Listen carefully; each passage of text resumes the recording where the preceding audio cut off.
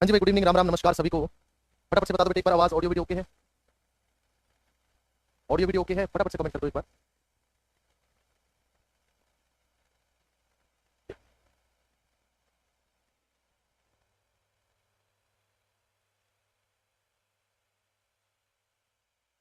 चलिएगा बेटे, जहां तक लास्ट क्लास में हमने करा था उसे आगे मैं कंटिन्यू करने जा रहा हूं बेटे। चलिए, हर्षवर्धन की कहानी हमने क्लास क्लास में कंप्लीट करी थी। और यदि पूछा जाए कि हर्षवर्धन के बाद किस वंश ने, कौन से वंश ने थानेसर को संभाला या हरियाणा पे लगभग राज रहा, तो मैंने आपको बताया था हर्षवर्धन के बाद यदि पूछा जाए तो आप क्या बोलोगे? गुर्जर प्रतिहार वंश। गुर्जर प्रतिहार वंश देखिएगा, इसके बाद आएगा चौहान वंश, सॉरी तोमर वंश आएगा। और कुछ इतिहासकारों का मानना है कि तोमर वंश जो है इस गुर्जर प्रतिहार वंश से ही निकला है। मेनली जो है महेंद्र पाल एक ऐसे शासक रहे हैं हरियाणा में जिन्हें आप कह सकते हो काफी प्रभावी शासक थे। ये जो चीजें आज मैं आपको करा रहा हूं आप लोगों के लिए काफी नहीं होंगी। हिस्ट्री खत्म करते करते आप बोलोगे हाँ सर ये क्वेश्चन आए हुए थे पेपर में और हमने नहीं पढ़े थे कहीं, तो वो चीजें इस बार हिस्ट्री में हम पढ़ेंगे। टोटली सारी चीज कवर करेंगे बेटे, देखिएगा ध्यान से देखिएगा। गुर्जर प्रतिहार वंश के राजा थे महेंद्र पाल मेनली, इसके बाद तोमर वंश की कहानी आई। लेकिन उससे भी पहले मैंने आपसे पूछा था कि संगीत के साक्ष्य हरियाणा में सबसे पहले कहाँ मिले हैं, कब मिले हैं, संगीत कब आया है। तो आप सभी ने बताया कि दूसरी शताब्दी में यमुनानगर के सुख गांव से हमें संगीत के साक्ष्य मिले। यही बात थी? एक मिनट बच्चे, कमेंट रिफ्रेश कर दूं एक बार। गुड इवनिंग भाई, गुड इवनिंग। चलो, तो संगीत के साक्ष्यों की बात करें तो सबसे पहले यमुनानगर के सुख गांव से एक बैलगाड़ी मिली थी, हमें पता है। परंतु मैंने आपको कहा था कि सारे हरियाणा में संगीत है या नहीं, इस बात की हमें कोई भी जानकारी नहीं मिलती है वहां से। तो संपूर्ण, यदि आपसे कहता है संपूर्ण हरियाणा में यानी पूरे हरियाणा में संगीत कब आया, पूरे हरियाणा में संगीत कब आया, तो आप बोलोगे 9वीं शताब्दी में। 9वीं शताब्दी में कहां से क्या साक्ष्य मिले हैं बेटे? हिसार के अग्रोहा से हमें ऐसा कुछ मिला है। हिसार के अग्रोहा से क्या मिला है? हिसार के अग्रोहा से हमें ईंट मिली, ईंट तथा मृदुभांड भी मिला। यानी मृदुभांड क्या होता है बेटे? मृदुभांड होता है बच्चे मिट्टी का घड़ा। हमें हिसार के अग्रोहा से क्या मिला है? मृदुभांड, मिट्टी का घड़ा और ईंट। और हमें देखो, ईंट को और मृदुभांड को कैसे संगीत से हम रिलेट कर सकते हैं? ये कहां से मुद्दा आ गया सर? बेटे इस ईंट पर ना और मृदुभांड पर भी संगीत के 7 स्वर लिखे हुए थे। संगीत के 7 स्वर लिखे थे ईंट पे भी और मृदुभांड पे भी। आपसे पूछेगा कि 9वीं शताब्दी में संगीत का साक्ष्य ईंट जिस पर संगीत के 7 स्वर लिखे थे वो कहां से मिली है, तो याद रखना हिसार के अग्रोहा से मिली है। और साथ में मृदुभांड मिला है यानी मिट्टी का घड़ा। और अब देखो, इतिहासकारों ने ये मान लिया कि ये दो चीजें ऐसी हैं जो कि हर घर में होती है, ईंट भी और मिट्टी का घड़ा भी। तो इस हिसाब से अनुमानित किया गया और माना गया कि संपूर्ण हरियाणा में संगीत कब आया? 9वीं शताब्दी में। यदि पूछा जाए पूरे हरियाणा में संगीत कब आ गया था, तब आप क्या बोलोगे बच्चे? 9वीं शताब्दी में संगीत पूरे हरियाणा में आ गया। अब एक और मुद्दा दूसरी शताब्दी में क्वेश्चन मार्क यानी अधूरा छूटता है कि कौन से टाइप का संगीत था, ये हमें नहीं पता लगा। लेकिन यहाँ हमें ये भी पता लग गया क्या थे उस शीट पे? संगीत के 7 स्वर, तारे गामा पा 7 स्वर लिखे थे बेटे। यहाँ से हमें ये भी पता लग गया कि कौन सा संगीत था बेटे? शास्त्रीय संगीत 9वीं शताब्दी तक पूरे हरियाणा में था। शास्त्रीय संगीत, संगीत की कौन सी कला है? शास्त्रीय संगीत। यदि आपसे पूछ लिया जाए आप मार्क कर दोगे, है ना? ये 9वीं शताब्दी की कहानी है। उधर से गुर्जर प्रतिहार वंश चल रहा है, ठीक ठाक सी कहानी चल रही है, कोई लड़ाई वगैरह कुछ खास यहाँ घटना नहीं होती है। शास्त्रीय संगीत क्या होता है? शास्त्रीय संगीत क्या होता है बेटे? ये कोई संगीत का जानकार आपको बेहतर बता पाएगा। कपिल, शास्त्रीय संगीत क्या होता है?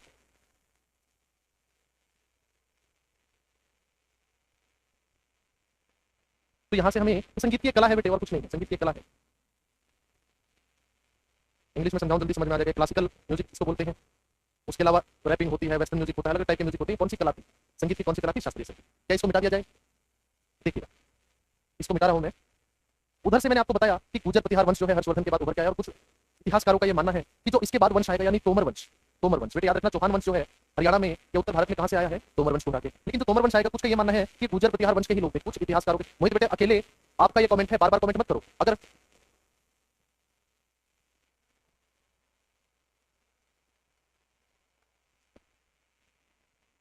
साउंड ओके है बताओ एक बार फटाफट। मोहित बता दे फटाफट। अभी भी दिक्कत है क्या? क्या अभी भी दिक्कत है साउंड में? फटाफट से कमेंट कर दो। ओके है सर, बिल्कुल परफेक्ट है सर, क्लियर है सर। चलो अच्छी है। अब सुनना ध्यान से बेटे, तोमर वंश कहां से आया? लगभग इतिहासकार कहते हैं कि गुर्जर प्रतिहार वंश से ये कहानी निकल के आई है। एक व्यक्ति का नाम आपने सुना होगा, अनंगपाल तोमर। अनंगपाल तोमर, इस व्यक्ति को याद रखना है बेटे, तोमर वंश, अनंगपाल तोमर या फिर अनंगपाल द्वितीय कह देते हैं। इस व्यक्ति का नाम महत्वपूर्ण क्यों है बेटे? आप सभी को पता है सूरजकुंड का मेला लगता है। सूरजकुंड का मेला लगता है हरियाणा में, फरीदाबाद में। बेटे सूरज से ही 4 मेले हैं। देखो, सूरजकुंड है फरीदाबाद में, सूर्यकुंड कहाँ है ये भी यहाँ पे लिखा हूँ। हरियाणा के मेले वैसे आपको बताऊंगा। सूरजकुंड है बेटे एफबीडी फरीदाबाद में। सूर्यकुंड यदि बोल दे तो यमुनानगर में है। सूर्य ग्रहण यदि बोल दे तो कुरुक्षेत्र में लगता है मेला। और सूरजगिरी बोल दे तो रेवाड़ में लगता है। ये आपको निश्चिंत रहना, लिखवाया जाएगा जब हरियाणा के मेले अलग से टॉपिक कराऊंगा। पर सूरजकुंड का निर्माण किसने करवाया है? सूरजकुंड का निर्माण किसने करवाया है? ये कहानी बहुत इंपॉर्टेंट है, ये बार बार पूछा जाता है। और इस बार जो ग्राम सचिव का पेपर कैंसिल हुआ है मेरे बच्चे, उसमें भी ये पूछा गया है कि सूरजकुंड का निर्माण किसने कराया है। तो आपका आंसर क्या हो जाएगा? अनंगपाल तोमर या फिर अनंगपाल द्वितीय। लेकिन ये तो ऑप्शन में इन दोनों में से कुछ था ही नहीं यहाँ पे। तो जब से इन्होंने सूरजकुंड का निर्माण करवाया है तब से इनको सूरजपाल भी कहा जाता है। और ये ऑप्शन में था, ये बिल्कुल था। तो याद रखना, सूरजपाल बोले, अनंगपाल तोमर बोले या अनंगपाल द्वितीय बोले, यही आपका सेम नाम है, सेम व्यक्ति का नाम बोलेगा। इन्होंने ही सूरजकुंड का निर्माण करवाया। और तोमर वंश जो है, तोमर वंश कब था? 11वीं शताब्दी में भी था। 11वीं शताब्दी में मैं कहता हूं उत्तर भारत में सबसे शक्तिशाली वंश था 11वीं शताब्दी में तोमर वंश। 10वीं शताब्दी में और 11वीं शताब्दी में सबसे शक्तिशाली वंश आ जाता था तोमर वंश पूरे उत्तर भारत का। 11वीं शताब्दी में बहुत तगड़ा प्रभाव था, लगभग 1025-1030 की मैं बात कर रहा हूं। अभी देखो ये सिर्फ इतनी कहानी मैंने आपको बताई है। अभी एक छुपा हुआ दूसरा पार्ट, इस सारी कहानी का छुपा हुआ पार्ट, इस कहानी का वो एक अलग पार्ट यहाँ से देखो जोड़ते चलेंगे, दो स्टोरीज पैरेलल चल रही हैं। 11वीं शताब्दी में कौन है? तोमर वंश है। अभी उधर से आप सभी को पता है, मैं इसको रब करके लिख देता हूँ, देखिएगा एक व्यक्ति का नाम आप सभी को पता है, एक व्यक्ति के बारे में हम पढ़ेंगे और उस व्यक्ति का नाम है बेटे क्या? महमूद गजनवी। महमूद गजनवी, इस व्यक्ति का नाम आप सभी ने सुना होगा, महमूद गजनवी, है ना। गजनी का शासक था बेटे, कहाँ का शासक था? गजनी प्रांत का शासक था महमूद गजनवी, गजनी प्रांत का शासक था। जो स्टोरी इधर बताई है उसको याद रखना, इधर से 11वीं शताब्दी में तोमर वंश चल रहा है। अब देखना, आप सभी को पता है महमूद गजनवी ने भारत पर 17 बार आक्रमण करे हैं। कितनी बार? 17 बार आक्रमण करे हैं। और इन सभी आक्रमणों की एक खास बात रही है कि सभी के सभी जो है सफल आक्रमण रहे हैं, सारे के सारे सफल आक्रमण रहे हैं। दरअसल सिंध जो उस समय भारत में होता था, सिंध जो उस समय भारत में होता था, तो सिंध के शासक ने महमूद गजनवी के पिता को मार दिया था। अब देखो वैसे तो कहा जाता है कि 1001 से 1027 तक इसने 17 बार आक्रमण करा है भारत पे, 1001 से 1027 तक। पर आप लोग इतिहास में पढ़ोगे कि 1000 में इसने पहला आक्रमण कर दिया था। 1000 में इसने पहला आक्रमण कर दिया था। बेटे मेरी बात को ध्यान से सुनते रहना। पहला आक्रमण इसने भारत पे 1000 में कर दिया था और सिंध वाले एरिया पे ही करा था। परंतु बेटे एसएससी ने इस क्वेश्चन को पूछा कि महमूद गजनवी ने भारत पे फर्स्ट अटैक कब करा, और उसने आंसर माना 1001। ये पहला आक्रमण 1001 में करा है। उसका कारण क्या था? देखिएगा ध्यान से, हल्का सा बैकग्राउंड आपको नेशनल हिस्ट्री में लेके चल रहा हूँ। भाई ये 1000 वाला जो आक्रमण है ना, ये तो जस्ट एक आक्रमण दुश्मन की सेना की पावर को जांचने के लिए करा था इसने। और यहाँ इस आक्रमण का 1000 वाले का कोई रिजल्ट नहीं निकला था। इस आक्रमण का कोई रिजल्ट नहीं निकला था। मेरी बात ध्यान से सुनते रहना, इस आक्रमण का कोई रिजल्ट नहीं निकला था। इस कारण से इसे आक्रमण कंसीडर नहीं करा जाता। और पहला आक्रमण एसएससी किसको मानती है? 1001 को। यहाँ तो बेटे ट्रीटी हो गई थी, संधि हो गई थी। इस वजह से काफी टीचर आपको ये बोल सकते हैं कि पहला आक्रमण यदि पूछे तो 1000 में करा है। और ऐसा कतई भूल मत करना कि 1000 आप मार कराओ। एसएससी का प्रीवियस ईयर का क्वेश्चन है और 1001 उन्होंने माना है। 1001 उन्होंने माना है सिर्फ इसलिए कि इस आक्रमण में तो ट्रीटी हो गई थी, संधि हो गई थी, कोई रिजल्ट नहीं निकला था। 1001 पहला आक्रमण उसको मानते हैं बेटे जो पहला सफल आक्रमण हो। मेरी बात को समझना, पहला आक्रमण उसी को मानते हैं जो पहला सफल आक्रमण होता है। इसलिए हम 1001 वाले को ही पहला आक्रमण मानेंगे। ओके है, चलिएगा। अभी इस चीज को एक साइड रख दो भाई। 1001 से 1027 तक इसने 17 बार आक्रमण करे हैं, पर सभी की खास बात क्या है? सारे के सारे क्या है? सफल आक्रमण है। तो अभी देखो सारे के सारे तो हमें नहीं पढ़ने हैं, लेकिन जो हरियाणा पे करा है महमूद गजनवी ने, हरियाणा पे कब अटैक करा? हरियाणा पे एक बार तो ये 1009 में यहाँ पे आता है, हरियाणा में 1009 में आता है। लेकिन देखो ये ऐसा नहीं है कि हरियाणा पे या भारत पे, दरअसल सारा मुद्दा एक बार आपको समझाता हूँ। ये इसने अपने पिता की मौत का बदला लेने के लिए भारत पे अटैक करा था। फिर ये देखता है कि पिता की मौत का बदला तो मैंने ले लिया शुरू में 1001 में जो आक्रमण करा है उसी से, लेकिन ये कसम खाता है कि मैं हर साल भारत पे एक आक्रमण करूंगा, हर साल भारत पे एक आक्रमण करूंगा। इसे पता लगता है भारत के मंदिरों में बेहद सोना है, तो मंदिरों को लूटा करता था, अलग अलग मंदिरों को लूटा करता था महमूद गजनवी। ये कहानी थी बेटे। अब जो भी आक्रमण करता था ना, बहुत ही स्ट्रेटेजी से करता था, बहुत रणनीति के तहत। यदि इसे ये लगता कि मेरा आक्रमण विफल हो सकता है तो ये तुरंत वहां से लौट जाता था, वहां पे अटैक नहीं करता था। और यही कारण है कि 17 के 17 सफल आक्रमण रहे हैं। और अब मेरी बात को ध्यान से सुनना, 1009 में हरियाणा की साइड आया तो जरूर था, लेकिन इसको लगा कि मेरी सेना अभी इतनी सशक्त नहीं है कि हो सकता है शायद मैं हार भी जाऊं, 1% में हार भी सकता हूं। इस वजह से यहां से ये वापस लौट गया था, यानी लौट गया और इसने अटैक नहीं करा। मेरे बच्चे इस बात को ध्यान से सुनना, समझना। 1009 में हरियाणा पे अटैक नहीं करा। हरियाणा पे फर्स्ट अटैक इसने कब करा है? 1014, यानी हरियाणा पे इसने आक्रमण कब करा है बेटे? आपसे पूछेगा महमूद गजनवी ने हरियाणा पर कब आक्रमण करा?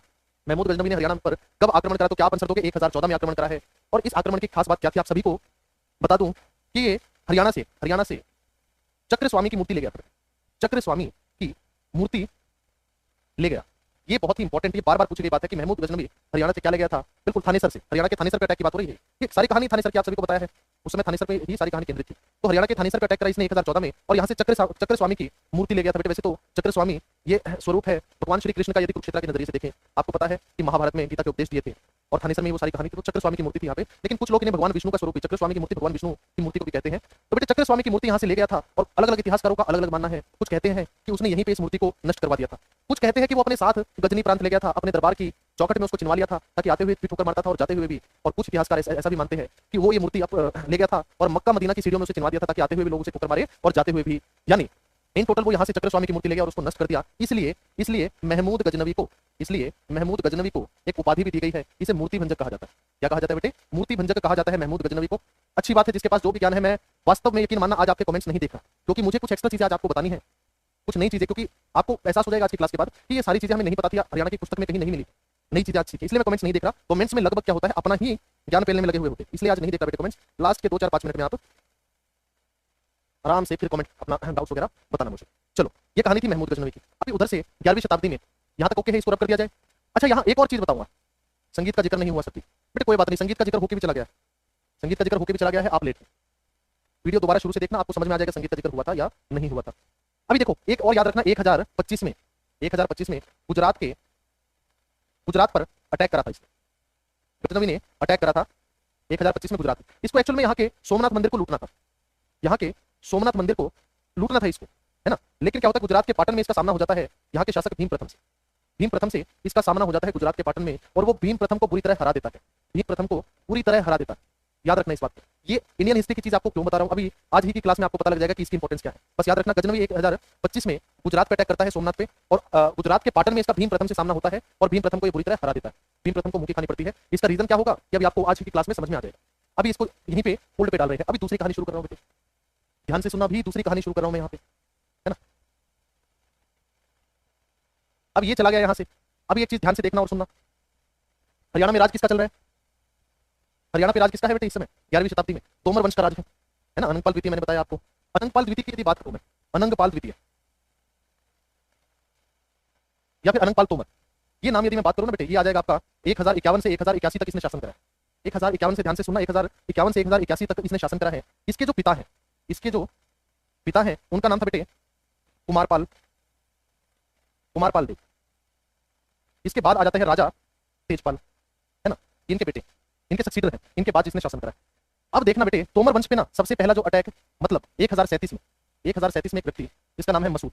अब ये मसूद कौन है? महमूद गजनवी का पौत्र यानी पोता है मसूद। महमूद, मेरी बात को समझना, ध्यान से स्टोरी को समझना कि ठीक ठाक कहानी थी कुमारपाल देव जी की, लेकिन ये सशक्त कैसे होते हैं, इस चीज को समझना कि जो तोमर वंश है वो प्रभावी कैसे होता है, बहुत इंपॉर्टेंट है। मसूद नाम के व्यक्ति यानी महमूद गजनवी का पोता 1037 में क्या करता है बेटे, ये अटैक करता है उत्तर भारत पे, हरियाणा पे।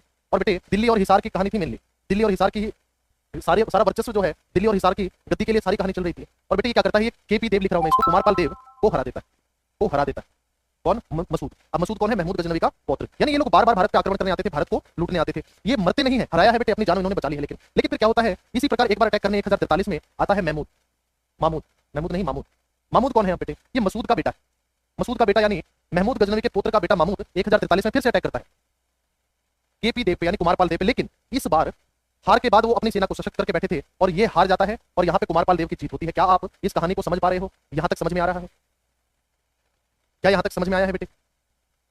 इस बार के ग्राम सचिव में आया हुआ एक सवाल और आपको मैं बताऊंगा, परंतु मुझे बताओ कि क्या यहाँ तक समझ में आया है? फटाफट से कमेंट कर दो।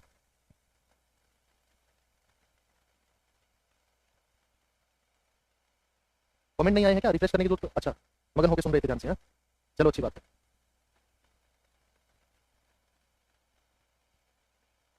ओके है, यहाँ तक ओके है ना? चलो, क्या कुछ मिठाने की जरूरत है? नहीं। तो बेटे कुमारपाल देव यहाँ से अफगानी अटैक जो बाहर से हो रहे थे, ये पूरे उत्तर हरियाणा का ही खेल था उसमें, और मेनली दिल्ली और झांसी का खेल था। अटैक लाइव हो रहे हैं, बहुत अच्छी बात है। तो कुमारपाल देव ने इस बार उस अफगानी ताकत को हरा दिया है, तो यहाँ पे कितना वर्चस्व उनके नाम का बढ़ गया है ये आप लोग समझ सकते हो। और बेटे फाइनली इसके बाद उत्तराधिकारी कौन बनते हैं? अनंगपाल तोमर बनते हैं। अनंगपाल तोमर का काफी अच्छा शासनकाल रहा है। इसके बाद राजा तेजपाल। अच्छा, 1081 में फिर एक घटना और हुई है, क्योंकि देखो इस बार ग्राम सचिव के पेपर में पूछा गया है कि समरू बेगम का महल कहाँ है। उत्तर है गुरुग्राम। किसी को नहीं पता कि समरू बेगम कौन थी, कहां से कहां क्या कहानी आई थी, नहीं आई थी बेटे। जॉर्ज थॉमस का पता है किसी को?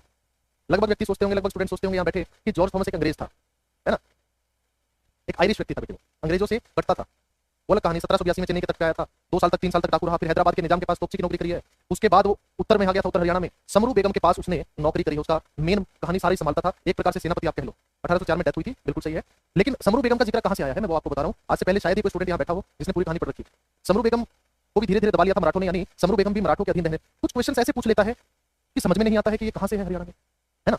हरियाणा में जब राजा तेजपाल थे ना बेटे, तो एक फिर से यही ताकत, बाहरी ताकत, एक इब्राहिम नाम के व्यक्ति ने अटैक करा राजा तेजपाल पे। तोमर वंश के शासक राजा तेजपाल पे अटैक करा, और बेटे राजा तेजपाल ने बिना लड़े हार मान ली। अच्छा भला वर्चस्व चल रहा था तोमर वंश का, बिल्कुल युद्ध भी लड़ा था। ये अटैक कब किया था सर? बिल्कुल अच्छा क्वेश्चन है बेटे, 1081 में एग्जैक्ट।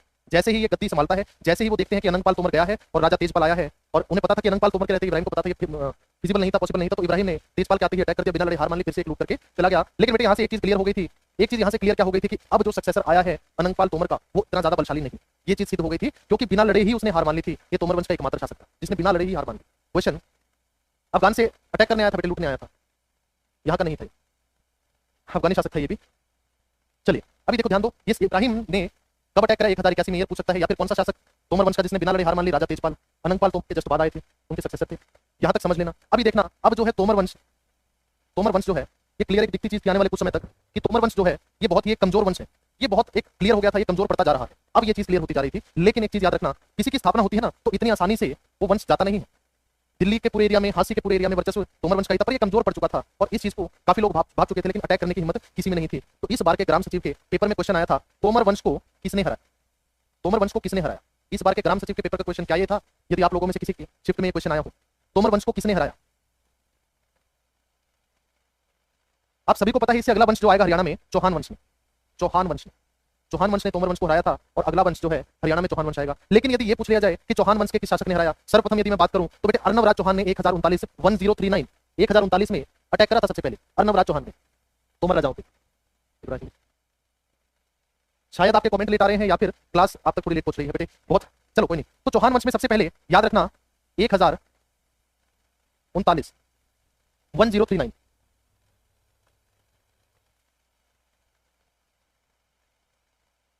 माफी चाहूंगा बेटे, माफी चाहूंगा। 1139 बिल्कुल सही कह रहे हो आप। 1000 वाली कहानी तो ये सारी एक्सप्लेन करी है। 1139 में सबसे पहले अर्णवराज चौहान ने तोमर राजाओं को हराया। 1139 में बेटे अर्णवराज चौहान ने सर्वप्रथम चौहानों में से अर्णवराज चौहान ने तोमर राजाओं को हराया। परंतु क्या अभी भी दिल्ली और झांसी की गद्दी चौहानों के हाथ में थी? नहीं, अब तक भी वो तोमर राजाओं के हाथ में थी। तो विग्रहराज फोर्थ की यदि मैं बात करूं, विग्रहराज फोर्थ वो व्यक्ति था, विग्रहराज चौहान कह लो या विग्रहराज फोर्थ आप कह लो।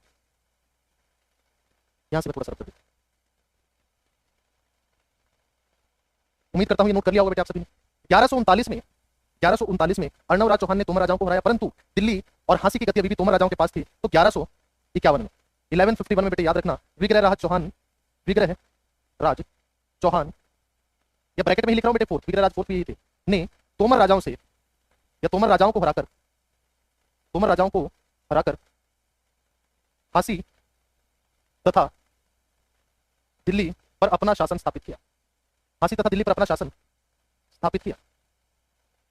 और अब मुझे बता दो, क्या ये कहानी समझ में आई है कि तोमर वंश को हराकर चौहान वंश कैसे आया है? भाई सबसे पहले तोमर वंश के राजाओं को पूछा जाए कि चौहान वंश के राजा ने हराया, तो वो आ जाएगा अर्णवराज चौहान। कब हराया? 1139 में। और वास्तविक वर्चस्व चौहान वंश का विग्रहराज चौहान ने 1151 में झांसी एंड दिल्ली ये दोनों जगह कब्जा करके स्थापित करा। और अब बेटे धीरे धीरे पूरे हरियाणा में किसका राज हो गया था? गुड इवनिंग बच्चे, गुड इवनिंग। अब पूरे हरियाणा में राज किसका हो गया था? पूरे हरियाणा में कौन आ गया था? चौहान वंश आ गया। चौहान वंश शताब्दी कौन सी चल रही है? 12वीं शताब्दी, आप सभी को पता है। क्या यहाँ तक ओके है? बताओ मुझे, क्या यहाँ तक ओके है? नया सीखने को मिला, ओके, अच्छी बात है। चलो कोई बात नहीं बेटे, क्वेश्चन अनअटेम्प्टेड नहीं रहने दूंगा, इस चीज की मैं दावा करता हूँ। कोई भी हरियाणा के इतिहास से क्वेश्चन आपका अनअटेम्प्टेड नहीं रहने दूंगा, मिटा दिया जाए। कंप्लीट बोर्ड मिटा रहा हूं मैं। ये बता दिया यहाँ पे 12वीं शताब्दी में कौन सा वंश आ गया है? चौहान वंश हरियाणा के अंदर आ चुका है।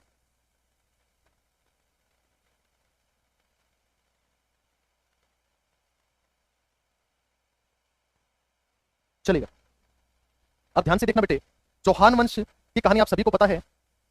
उधर से मैं थोड़ा सा देखो, आपको पता है तराइन के 3 युद्ध हुए हैं, जिनमें से 2 युद्ध पृथ्वीराज चौहान और मोहम्मद गौरी के बीच में हुए हैं। अब लगा है कुछ इंटरेस्टिंग हो जाए।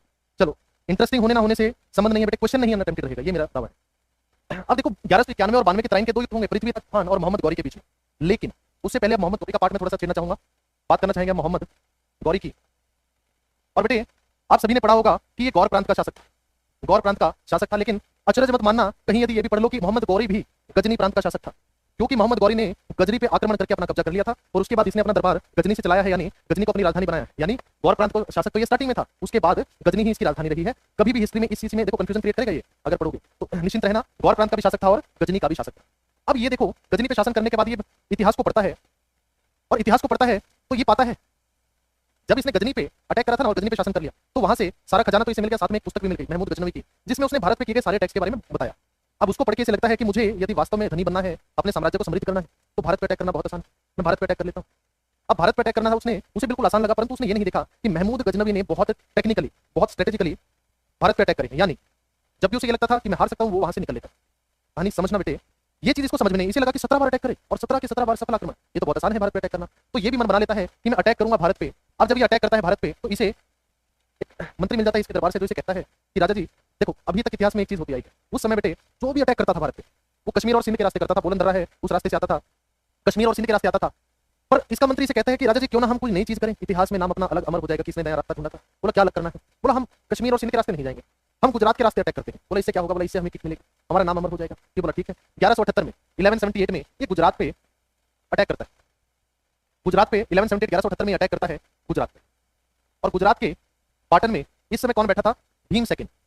भीम सेकंड बैठा था और इसे पता था कि गजनी प्रांत का शासक एक बार आया था, उसने हमारे परदादाओं को इतनी बुरी तरह हराया था।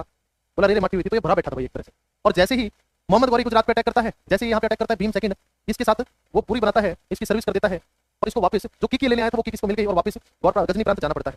अभी देखिएगा जाके ये उस मंत्री को ढूंढता है परंतु वो नहीं मिलता है। ये सोचता है सारी चीजों के बारे में, बिल्कुल अब ये सोचता है सारी चीजों के बारे में और ये मन बनाता है। और देखो फिर से इतिहास पढ़ता है, ये पाता है कि जिसने भी, देखना आप लोग भी पूरी हिस्ट्री उठाना, जो भी बहुत तगड़ा शासक रहा है ना आज तक, जो भी बहुत तगड़ा शासक रहा है, उसने अपने सेना सशक्तिकरण पे टाइम लगाया, अपनी सेना को स्ट्रॉन्ग करने में टाइम लगाया। मंत्री ने फंसा दिया बिल्कुल। तो ये क्या करता है 13 साल तक ये अपनी सेना को युद्धाभ्यास कराता है, सेना सशक्तिकरण में लगाता है 13 साल तक। और बेटे 13 साल बाद ये फिर से मन बनाता है भारत पे अटैक करने। दिल्ली की गद्दी से चाहिए थी ताकि आसपास का एरिया अपने आप अंडर आ जाए। अब दिल्ली पे अटैक करने आना था, इधर कौन था? पृथ्वीराज चौहान, चौहान वंश का राजा पृथ्वीराज चौहान। तो 1191 1191 में युद्ध होता है बेटे, तराइन का प्रथम युद्ध। तराइन का प्रथम युद्ध, तराइन का पहला युद्ध होता है बेटे 1191 में। किस के बीच में? मोहम्मद गौरी वर्सेस पृथ्वीराज चौहान। मोहम्मद गौरी और पृथ्वीराज चौहान के बीच तराइन का पहला युद्ध होता है बेटे। और इसमें क्या निष्कर्ष निकलता है, क्या होता है? देखो पृथ्वीराज चौहान को पता था कि एक सेना सशक्त करके एक अफगानी ताकत दोबारा से हमारे ऊपर अटैक कर रही है, तो ये अपने आसपास के कुछ राजाओं से मदद मांगता है और सबसे पहले ये निमंत्रण देता है झांसी से गोविंद राय को कि मेरा साथ दो। और गोविंद राय आ जाते। गोविंद राय थे बेटे झांसी के शासक उस समय। फिर ये बोलता है राजा जयचंद को कि राजा जयचंद गढ़वाल वंश के शासक थे। राजा जयचंद जो है गढ़वाल वंश के शासक थे और ये भी इनका साथ देने आ जाते। अब ये सारी स्कीम राजा जयचंद बनाते हैं कि इतनी स्ट्रॉन्ग सेना आ रही है तो कुछ ना कुछ हमें टेक्निक खेलनी चाहिए। अब वो टेक्निक क्या खेलते हैं? कहते हैं कि देखो दिल्ली में युद्ध लड़ेंगे तो हम हार जाएंगे खुले मैदान में, क्योंकि उसकी सेना इतनी स्ट्रॉन्ग है। हम उसको यहाँ तराइन में, आज के दिन जो करनाल का त्रावड़ी है उसका पुराना नाम था बेटे तराइन, हम उसे यहाँ तराइन में रोक लेते हैं जंगलों में। और जैसे ही वो अटैक करेंगे, तीर चलाएंगे उसके सैनिक, हम पेड़ों की ओट ले लेंगे। जैसे पबजी में होता है ना, जो बंदा कवर में रह के खेल रहा होता है वही जीतता है। और जैसे ही फिर हम तीर चलाएंगे वो खुले मैदान में होंगे, उनको सीधे तीर जाके लगेंगे। दूसरा, अगर कुछ सैनिक हमारे तक पहुंच भी गए तो जंगल में खड़े खुदवा देते हैं, उन्हें घास फूस से ढक देते हैं, बोले इनमें गिर के पकड़े जाएंगे, मारे जाएंगे। तो ये सारी स्कीम होती है राजा जयचंद की और यही इनकी स्कीम ही कामयाब होती है। और मोहम्मद गौरी हार जाता है और जीतता कौन है बेटे? पृथ्वीराज चौहान। पहले युद्ध में पृथ्वीराज चौहान की जीत हुई। लेकिन मोहम्मद गौरी मारा नहीं गया, ये वापस जो है गजनी चला गया। और गजनी जाके कहते हैं कि एक बंद कमरे में बैठा था और जहर खाने वाला था। प्रेरणा बच्चे लास्ट चल पूछ, फटाफट पूछ ले। गजनी गया हुआ था और बंद कमरे में बैठा था, जहर खाने वाला था। लेकिन तभी से एक मकड़ी दिखती है जो बार बार फिसलती है, फिर भी चढ़ती है द्वार पे और अंततः अपना जाला बुन लेती है। तब इसे लगता है देखो जहर क्यों खाने वाला था कि 13 साल अपने सेना के सशक्तिकरण पे लगा दिए और फिर भी मुझे मुक्की खानी पड़ी। लेकिन इसमें फिर से हिम्मत आती है और ये मन बनाता है कि आज नहीं तो कल मैं दोबारा भारत पर अटैक करूंगा, पृथ्वीराज चौहान से बदला लूंगा। उधर क्या होता है, इस जीत की खुशी में पृथ्वीराज चौहान जो है वो करता है एक पार्टी। जयचंद ने मोहम्मद गौरी का साथ नहीं दिया था बेटे। पहले युद्ध में जयचंद ने पृथ्वीराज चौहान का साथ दिया था, दूसरे युद्ध में जयचंद ने मोहम्मद गौरी का साथ दिया था और इनके बीच में फिर चंदावर का युद्ध आपस में भी होता है। ये सारी स्टोरी बताऊंगा, क्लास खत्म होने दो, उसके बाद डाउट बचे तो मुझे बोलना। तो ये बेटे अब इस चीज के ना दो पहलू हैं, दो क्या 3-4 स्टोरीज हैं। लेकिन हरियाणा के इतिहासकार कहते हैं कि पार्टी हुई और पार्टी में हरियाणा के इतिहासकार क्या स्टोरी बताते हैं वो आपको सुना रहा हूं कि पार्टी में पृथ्वीराज चौहान ने गोविंद राय को भी बुलाया, राजा जयचंद को भी बुलाया, परंतु एक गलती कर दी कि कार्ड पे विद फैमिली इन्विटेशन लिख दिया। अब विद फैमिली इन्विटेशन लिख दिया तो राजा जयचंद की बेटी भी यहाँ पे आ गई। राजा जयचंद की बेटी यानी संयोगिता, ये भी यहाँ पे आ जाती है। ये हरियाणा के इतिहासकार कहते हैं कि राजा जयचंद की बेटी संयोगिता यहाँ जाती है और पार्टी में ये पृथ्वीराज चौहान को पसंद आ जाती है। ये अपने नाना के पास जाता है पृथ्वीराज चौहान और पूछता है नाना लड़की कैसी है। नाना कहते हैं कि लड़की तो अच्छी है लेकिन शादी नहीं हो सकती। बोला शादी क्यों नहीं हो सकती? बोले निम्न वंश है, इंटरकास्ट मैरिज उस समय भी अलाउड नहीं थी।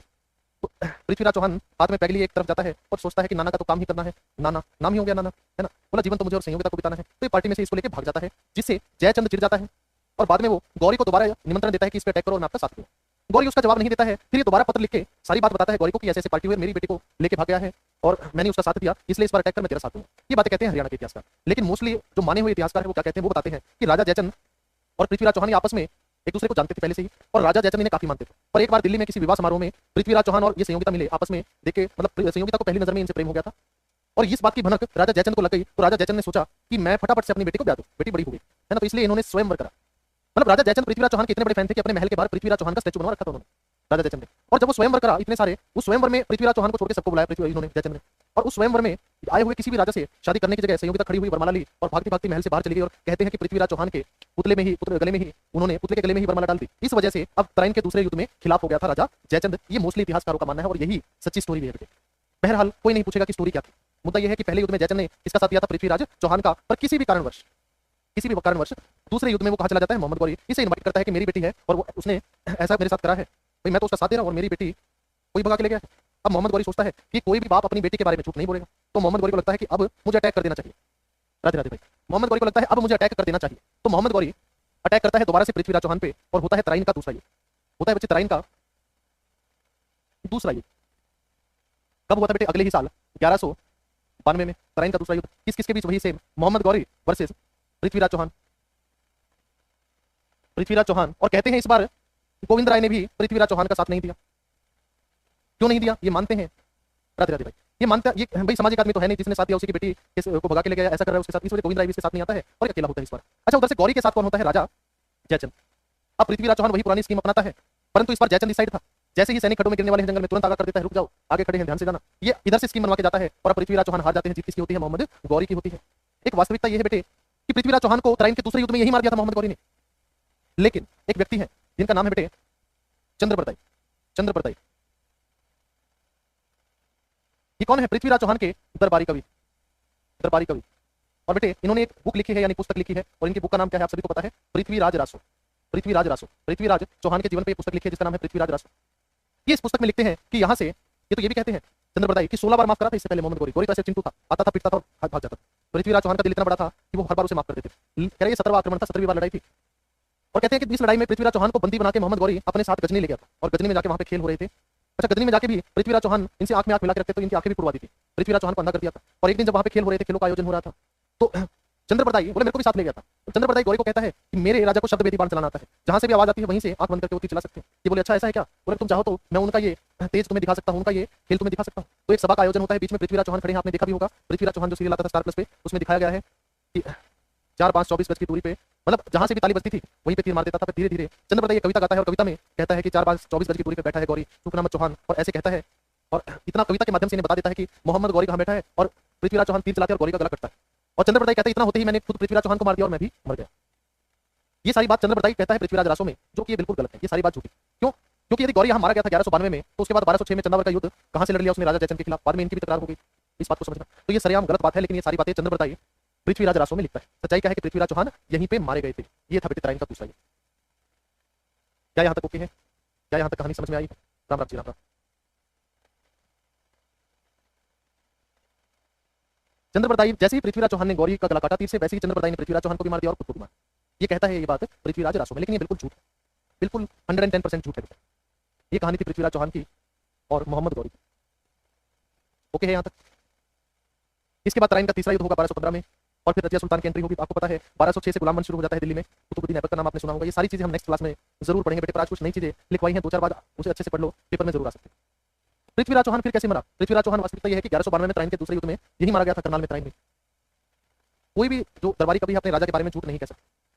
बाण भट्ट ने हर्षचरित में यह नहीं बताया कि पुलकेशिन द्वितीय से हारा हुआ है हर्षवर्धन, याद रखना। ओके है? हर दरबारी कवि जो है अपने राजा की तारीफ करता है हमेशा, कभी उसके बारे में गलत या बुरा नहीं लिख सकता। बताइए और कुछ डाउट यहाँ तक? कोशिश रहेगी कि नेक्स्ट कमिंग जो वीक है उसमें पहले 3 दिन मैं ही क्लास ले लूंगा। उसका कारण ये है कि आपका इतिहास खत्म हो जाएगा, या फिर सर से बात करके देखता हूँ, हो सकता है कंप्लीट वीक में सर अपनी जो करंट अफेयर या जो भी बचा है वो कंप्लीट करा दो, है ना। कल संडे बेटे, कल ऑफ रहे चेतन, आज भी क्लास नहीं लगी थी, शेड्यूल में नहीं थी मतलब, पर कल मौसम के कारण नेट नहीं चल रहा था, तो आज क्लास मैंने लगवा दी। युद्ध स्थल में ही मारा गया था बेटे, बिल्कुल सत्य कहानी यही है। जो चीजें आज लिखवाई है ना छोटी छोटी, यहाँ से एचएससी सवाल पूछ सकता है, तो इनको ध्यान रखना बेटे, इनको याद कर लेना अच्छे से, है ना।